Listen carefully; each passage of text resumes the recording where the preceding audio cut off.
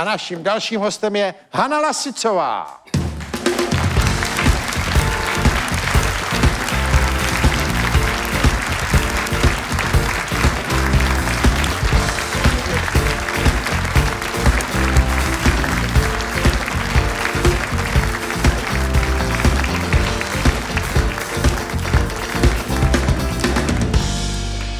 Hana Lasicová už u nás taky byla milým hostem. Ano. Dokonce jste mě přinesla tu knížku Deníku Pan Otce, kterou jsem s chutí přečetl.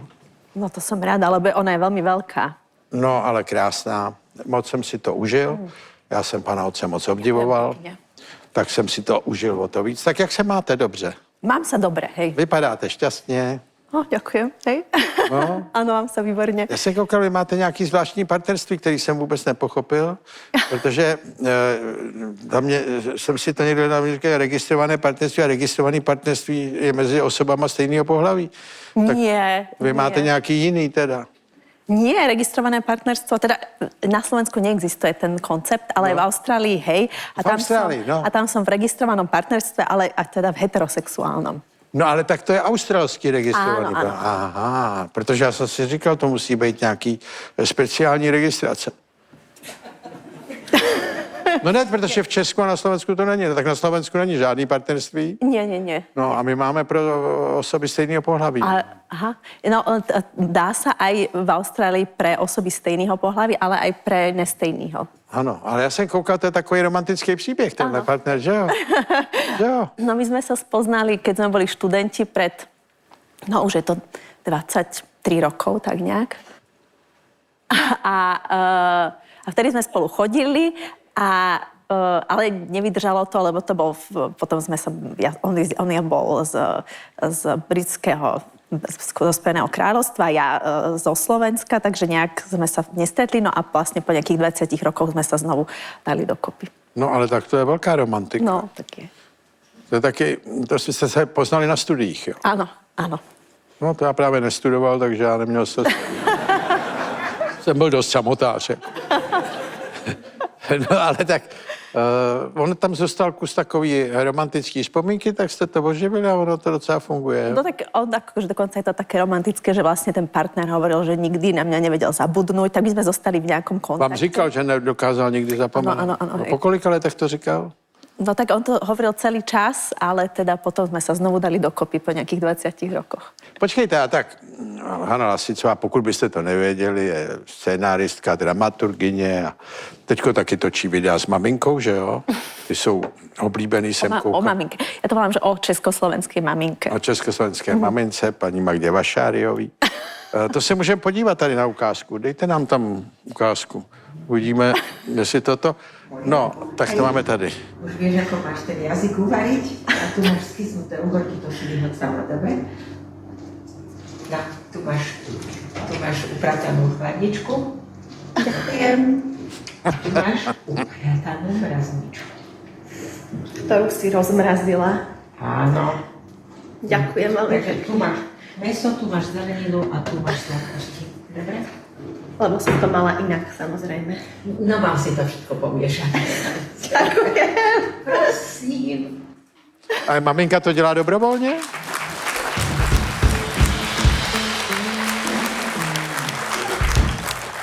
Dělá to dobrovolně? Nie, že dobrovoľne, ona to ako keby núti túto službu. Na to máme paní, ale musíme jí platit za to.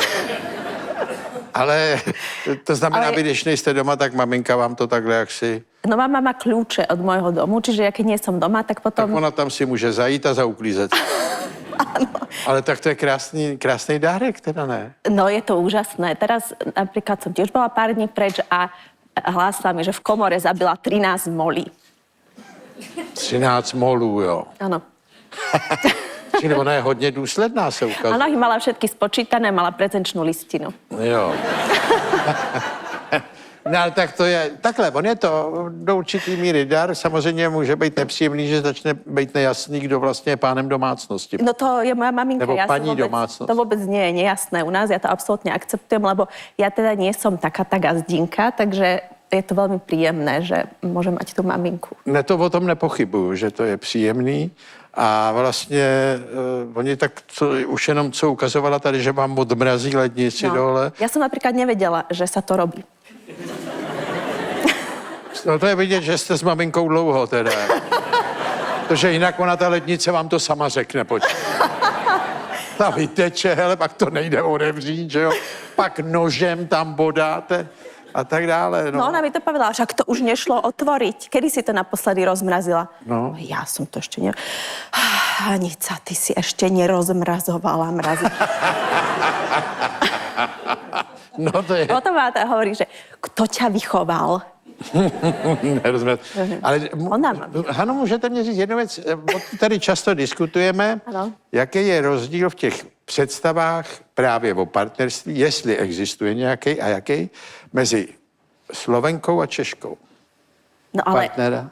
u partnera? No. No tak ja neviem, že by, akože, a ty neviem si to predstaviť, že aké by tam mohli byť rozdiely, že čo teraz tá Slovenka vyžaduje nejaké halušky napríklad. Ne, to jsem nemyslel, ale ne třeba povahové vlastnosti, nebo fyziognomický, nebo víte, takovej ten, řekl bych, věc, která se dá trošku vypozorovat ve větší šíři, že často jste si všimla, že český ženy dávají přednost něčemu, co vám bylo zvlášť. Čo ja, akože ja pri mne vám poviem, že čím som staršia, tak ja sa čudujem, že vôbec nejaké ženy sa dajú do partnerstva s nejakými mužmi.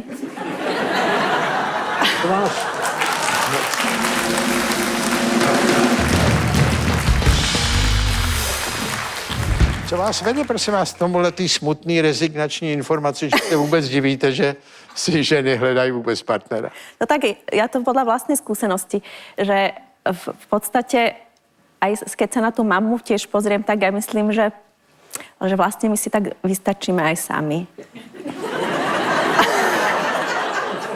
Jsme přešli rovnou do truchlohry tady.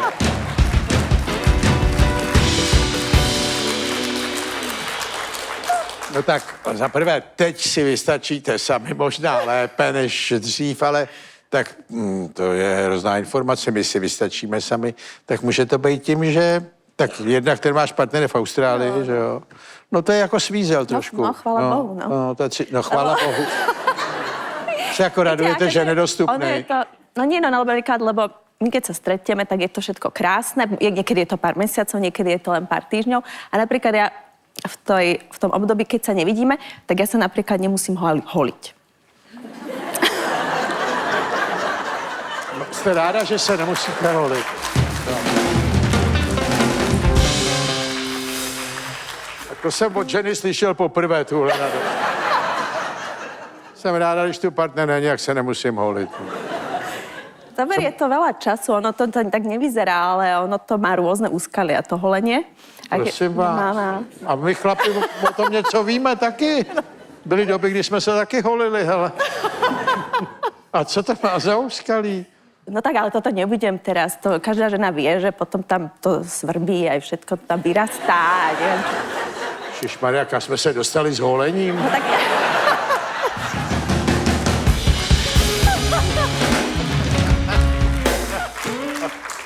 Já myslel na kotlety, hele. Pane, jo? Šišmarja. Toto je inak bezalkoholické, tak... No, ale tak když to vezmu jenom tak jednoduše, jak jste to řekla, že je fajn, když je pryč, že se nemusíte holit, tak je to taková krutá konstatace toho pohodlí, který potřebujete. A najednou jako chudák partner to netuší. Tak do Austrálie to je kolik hodin letadlem? 30 24. Nebo 24. Takže ono vlastně se vám zdá optimální, že se tak vidíte jaksi svátečně a pak si zase odpočnete. No tak... Akože ja by som to mladým ľuďom neodporúčala, ktorí chcú si založiť rodinu a chcú žiť v tom vzťahu, ale ja už mám 45 rokov a už mám 2 deti a ako si v istom období nastane takéto, kde ten človek je aj rád sám. Ne, tomu já dobře rozumím. Tomu já moc dobře rozumím.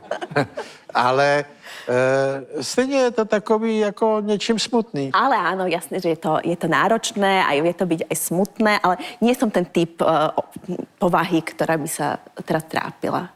To na vás je vidět, že jako se netrápíte. Vypadáte jako velmi šťastně. Ja sa, áno, teším sa. Mám takéto aj z drobností. Chtěl vidět, jak vypadá on chudák asi.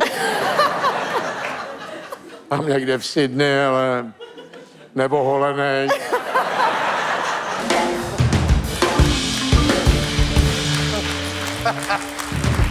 Sedí a to. No. A teď vy máte plno těch aktivit vlastních, že jo? Áno. Tak to trošku proberem. Tak co teď chystáte?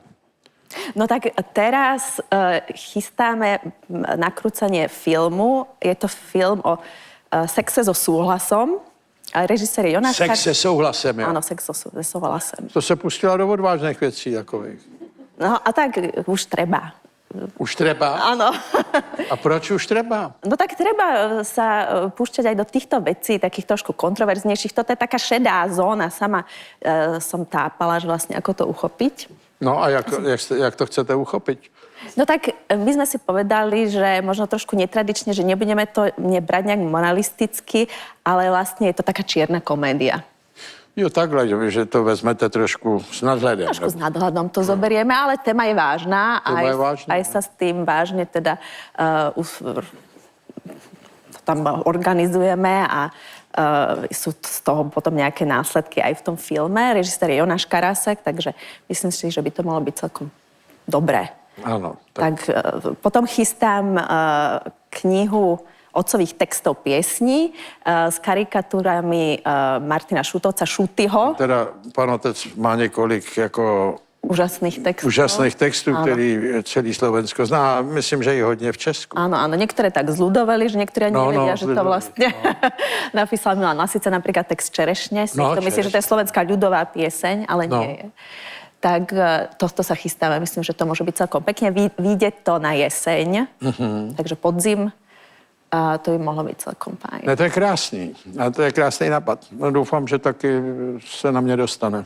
Áno, tak keď prídem zase na budúce, tak to dostane. No a do toho máte takhle starostlivou maminku, která vám vlastně dělá domácnost, že jo? Áno. No Tak, to je výhra. to je výhra, áno. Protože to jinak je vlastně placená služba v Praze poměrně draze, hele. Ja jej to poviem, ale podľa mňa ona by aj rada zaplatila ľuďom, aby si ju zavolali, lebo ju to jej to robí radosť. Opravdu, jo? Áno, myslím si, že hej. Ale oni jsou trošku nebezpeční, když jim to dělá radost. Áno? No, protože oni jsou tam pak dlouho a chtějí si o tom ještě povídat taky. Tam bylo prachu a takový, oni mají tyhle ty zážitky. Já mám takový komisní, jakože to je hotovo, vyřízeno, ale měli jsme kdysi takovou paní a ta to právě takhle popisovala vždycky. Tam vám bylo svinstvo a to tak. Já jsem si říkal, to říká mě, který vlastně to svinstvo udělal. Pak znám lidi, co uklízejí, než jim přijde ta paní uklízet, aby nevypadali, že jsou bordeláři. No toto ja nerobím. Ja už keď príde mama, tak už jej hovorím, že mami, máš nachystané žehlenie, lebo ona príde a povie, že tak tu som, čo ti mám urobiť? No to nemáte, to je jako prvotřídní. Treba už vedieť niečo, lebo aby sa vedela zamestnať. Minule sa pýtala len tak medzi rečou, že a kto ti umie okná? Ježiš, na to jsou dneska dobrý ty strojky, znáte to? Áno, však to si kúpila, to má. Alebo požičala si to od cesty. To má maminka, jo? Ten strojek na mytí oken. Maminka má strojek na mytí vašich oken. No to má aj dcera. Takový, jak to jezdí samo.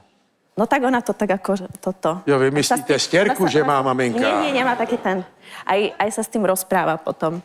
No, tak to jsou ty lidi, kteří v tom úklidu mají kus prožitku nebo Na dobrodružství. to miluje, podľa mňa. A vy nemusíte být doma, když maminka uklízí? No ja nesmiem byť doma vtedy. No tak to je ale ideální. Že nesmíte být dokonce. Nie, nesmiem. Potom je volá, mami, prosím ťa, kde mám? Ano, to je ten problém. No to je ten problém, že se to těžko hledá, když to tam někdo preuspořádá. Ale niektorí ľudia sa na to hnevajú, keď im príde mama upratať a poviem, že čo tam všetko majú zle, ale nemám tento pocit, ja sa z toho veľmi teším teda a preto tie videá robím na Instagrame často o tom, a takú paródiu vlastne na tú československú mamu, lebo myslím si, že je to veľmi fajn. No to je velmi fajn, když má někdo takovou mamu, tak je to Lebo velmi fajn. ja som vyrastala teda aj v Rakúsku, aj v Británii a tam to nemajú tie mamy. No oni v Česku moc nejsou takové mámy. A ani na Slovensku jich nebude moc. Nie? No, taky jako vy to možná víte líp, ale takových maminek zas tak moc není, co by vám takhle chodili gruntovat pravidelně. No ja si myslím, že to je taká československá mama nejaké generácie, ktorá to tam príde všetko dať do poriadku. Ano, budeme vám držet palce a Ďakujem veľmi těším se pekne. na ten zpěvník pana otce. Ďakujem veľmi pekne. Hana Lasicová.